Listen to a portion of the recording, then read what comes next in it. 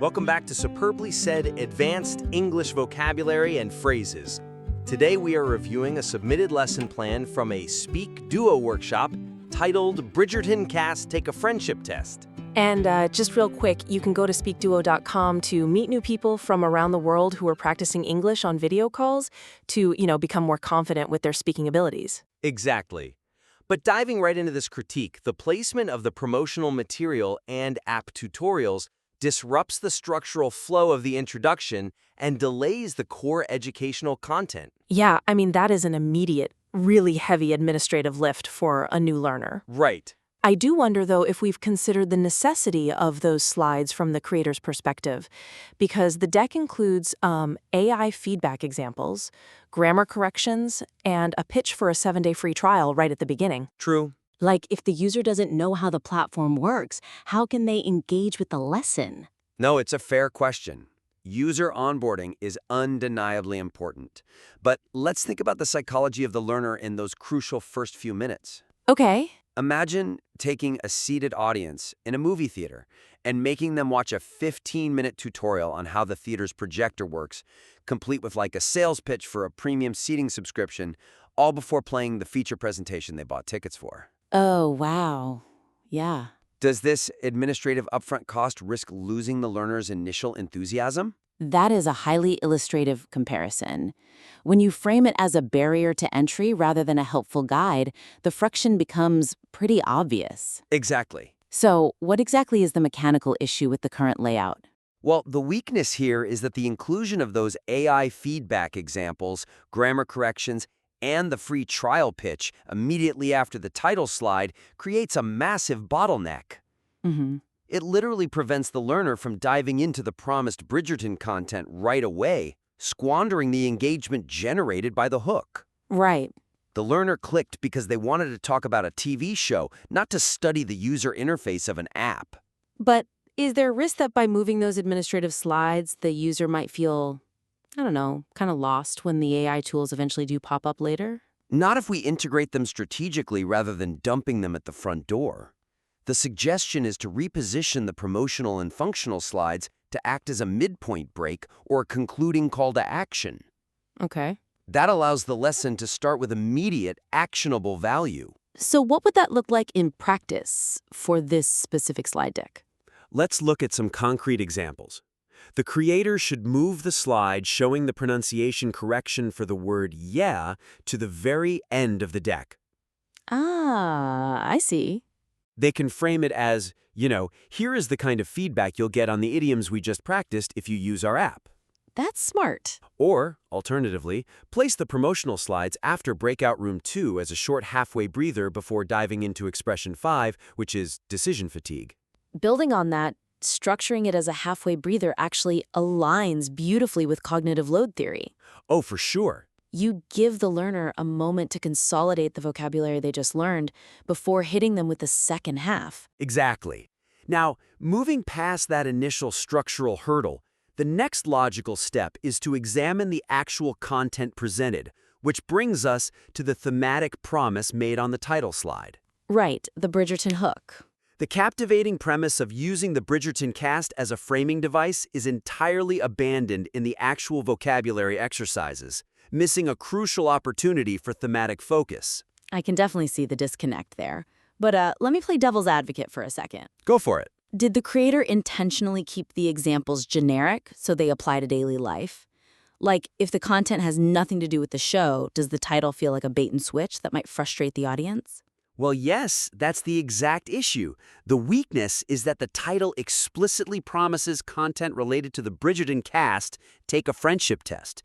Yet none of the example sentences or practice questions reference the video, the cast, or the theme of friendship tests. So they just completely drop it? Totally.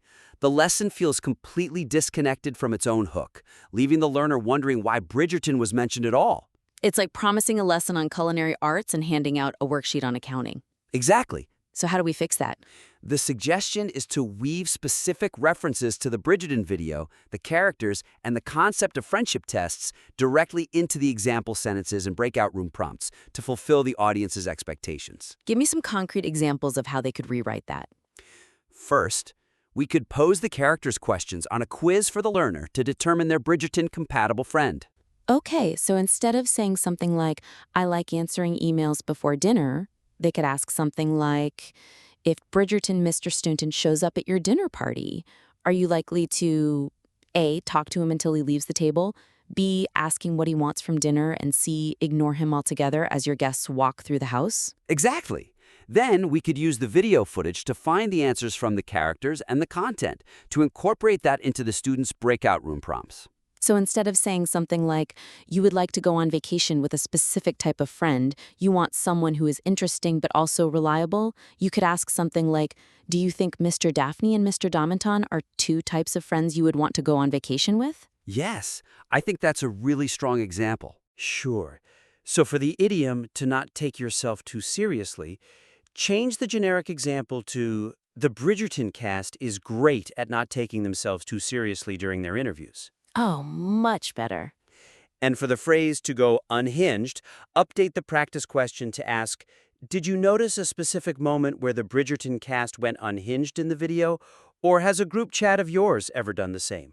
I love that. You anchor the abstract concept to a specific narrative moment they just watched. Right. Now, if we successfully integrate the Bridgerton theme, we also need to make sure the linguistic depth matches the advanced label of the workshop. Absolutely. The current definitions and examples lack the comparative depth required to effectively teach advanced language learners the subtle nuances of these idioms. Yeah, because simply defining decision fatigue as mental exhaustion doesn't differentiate it enough from just being tired. It doesn't. It's like giving someone a master class on painting, but only giving them primary colors. How can we sharpen the distinction between these phrases and basic vocabulary? Well, the weakness is that the provided explanations are straightforward and accurate, but they fail to contrast the target phrases with simpler alternatives. Advanced learners are left without the necessary context to understand exactly why and when they should choose these specific idioms over their more basic counterparts. Right, they need to know the boundaries of the word. So what's the fix? The suggestion is to introduce a brief nuance or compared to element for each expression to explicitly highlight the specific flavor, emotional weight, or situational appropriateness of the phrase. Let's run through these idioms and build out those concrete examples. First up, the phrasal verb to get away with something. So we need to contrast this with the noun get away, like a vacation or just general avoiding of people. Right. The nuance is that to get away with something means dodging a penalty for an action that was explicitly wrong or forbidden. Give me a workplace example. Like, I left the office an hour early on Friday and I totally got away with it because my boss was in a meeting. You successfully avoided the negative consequence. Perfect. What about the idiom to move mountains? We add a note contrasting it with simply working hard. The nuance is that moving mountains implies overcoming external, seemingly impossible obstacles, primarily for someone else's benefit. Oh, that's a great distinction. Yeah, like if someone gets an IELTS Speaking Part 2 prompt asking about a time someone helped them, they shouldn't just say their manager worked hard. Right. They should say, my manager moved mountains to ensure my visa sponsorship was approved. It carries this weight of monumental external effort. Nice. Okay, what about to feel seen? We contrast it with being noticed. Being noticed is purely visual or surface level, like someone saw you walk in. But feeling seen involves deep emotional validation. So how would you use that in a professional context? When my director praised my specific contributions to the quarterly report, it really made me feel seen. It's about acknowledging invisible hard work. Got it. Now let's hit decision fatigue. We explicitly contrast this with physical tiredness. The nuance is the deep mental exhaustion resulting strictly from having to make too many choices. Right, it's not physical. Exactly. After analyzing 8 different vendor contracts today, I have such severe decision fatigue, I can't even pick what I want for dinner. I feel that one. Okay, next is to not take yourself too seriously. The nuance here is the ability to gracefully laugh at yourself and stay humble. It's contrasting it with being overly rigid or self-important. Like we said earlier, the Bridgerton actors don't take themselves too seriously when they mess up their lines. Makes sense. Let's look at the verb to riff. Oh, I love this one. We compare it directly to brainstorming. Oh, okay. How are they different? Riffing has a specifically performative, spontaneous, and often humorous connotation that brainstorming lacks. Brainstorming is very corporate. Right. But you might say, I haven't memorized the presentation, so I'm just going to riff off the bullet points. It implies a creative, improvisational comfort. Okay, what about to go unhinged? Contrast it with literal, physical unhinging, like a door. And also contrast it with just being violently angry. Right, because it's usually funnier than that. Exactly. In a social context, it means becoming increasingly wild, chaotic, or out of control in an entertaining way. The group chat went completely unhinged after the announcement. Perfect. And the last one, to hold someone's hand. Contrast the metaphorical meaning with the physical one. It's not physical restraint. It's offering deep emotional support, or, in a workplace, step-by-step guidance through a difficult situation. Like mentoring? Yes. The new software is incredibly complex, so I'm going to have to hold the client's hand through the installation process. That adds so much value for an advanced learner. It really does. Now, to help cement all these nuances we've been talking about, let's actually run a quick quiz for our listeners. Oh, awesome. Let's do it. I'll read the question and the options. As you listen, feel free to pause the audio here if you need to think about the answer before we give it away. Sounds good. Hit me. All right, question 1. What is the best definition of the phrasal verb to get away with something?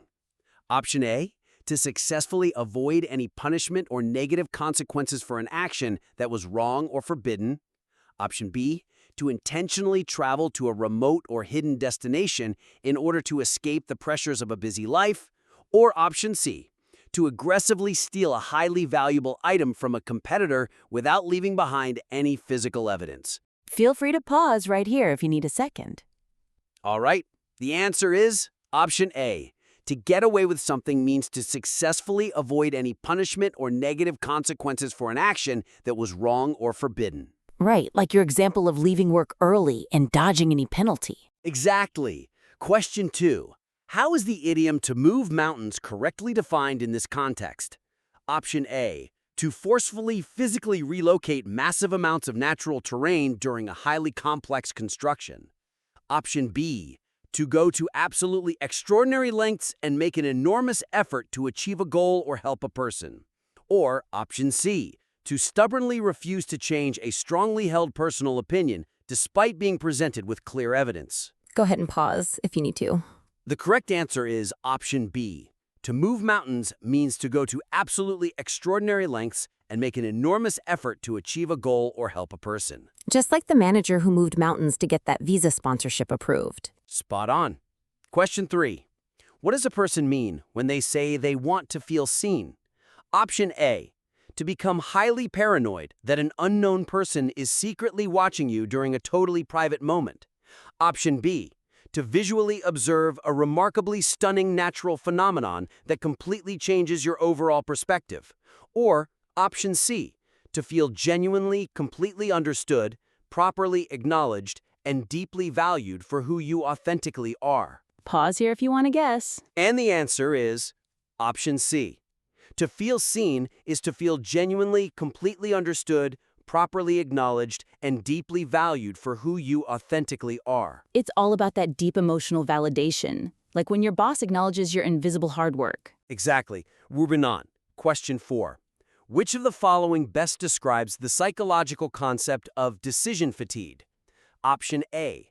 The deep mental exhaustion resulting from having to make too many choices, leaving you unable to think clearly. Option B. The intense physical tiredness experienced immediately after participating in a highly competitive tournament. Or option C. The surprisingly strong regret felt when realizing you have selected an incredibly poor professional pathway. Take a second to pause if you need it. The answer is option A. Decision fatigue is the deep mental exhaustion resulting from having to make too many choices, leaving you unable to think clearly. That classic feeling of staring at a menu after a 10-hour workday and just drawing a blank. Yep, we've all been there. Question 5. What exactly does it mean to not take yourself too seriously? Option A. to intentionally ignore critically important instructions during a highly dangerous and complicated laboratory process. Option B, to have the ability to gracefully laugh at yourself, stay very humble, and avoid being overly proud or self-important. Or option C, to constantly make highly inappropriate jokes during incredibly formal and strictly professional corporate gatherings. Pause here if you're thinking it over. It's option B. To not take yourself too seriously is to have the ability to gracefully laugh at yourself, stay very humble, and avoid being overly proud or self-important. Like the Bridgerton cast just laughing at their own mistakes during interviews. Exactly right. Okay, question 6. If a performer or speaker decides to riff, what are they doing? Option A, to violently tear a highly valuable historical document into multiple pieces during an intensely heated disagreement. Option B, to aggressively complain about a deeply frustrating bureaucratic procedure to a completely unhelpful representative. Or option C, to improvise freely and entirely spontaneously, often adding your own creative or highly humorous spin to something. Go ahead and pause. The answer is option C. To riff means to improvise freely and entirely spontaneously, often adding your own creative or highly humorous spin to something. It's that performative, spontaneous energy, like deciding to riff off the bullet points instead of reading from a script. Exactly. Just 2 left. Question 7. In a social context, what does it mean when a situation starts to go unhinged? Option A, to become increasingly completely wild, incredibly chaotic, or highly out of control in an often entertaining manner. Option B, to physically detach a heavy wooden door from its original metal frame to secretly access a heavily guarded chamber. Or option C, to calmly resolve a highly complicated interpersonal conflict by using incredibly advanced psychological techniques. Pause here if you need to think. It is option A. To go unhinged means to become increasingly completely wild, incredibly chaotic, or highly out of control in an often entertaining manner. Like when that group chat just descends into complete hilarious absurdity? You know it! And our final question, number 8. What is the metaphorical meaning of the phrase, to hold someone's hand? Option A, to forcefully physically restrain an aggressive individual to successfully prevent a completely disastrous altercation. Option B, to properly offer deep emotional support and warm comfort to someone going through an incredibly difficult situation. Or option C, to secretly manipulate a very vulnerable colleague into accepting a highly disadvantaged professional arrangement. Last chance to pause before the answer. The final answer is option B. To hold someone's hand metaphorically means to properly offer deep emotional support and warm comfort to someone going through an incredibly difficult situation. Which is exactly what you're doing when you guide a new employee step by step through a tough process. Nailed it! Well, that wraps up the quiz. Let's quickly summarize the main takeaways from today's critique. Sounds good. We talked about adjusting the slide structure to delay the promotional material so it doesn't block the actual learning. We discussed weaving the Bridgerton theme throughout the examples to actually fulfill that initial hook. And finally, adding comparative nuances to elevate the material for advanced learners. So for the actionable summary, the creator should immediately move the SpeakDuo app pitch to the end of the deck. Yep. Then rewrite 3 to 4 example sentences to actively include the Bridgerton cast. Right. And add a nuance or compare to bullet point to each vocabulary slide. Exactly. We invite the creator to implement these specific changes and submit the revised lesson plan back in for another round of feedback in a future critique. Thanks for joining us, and we'll catch you next time.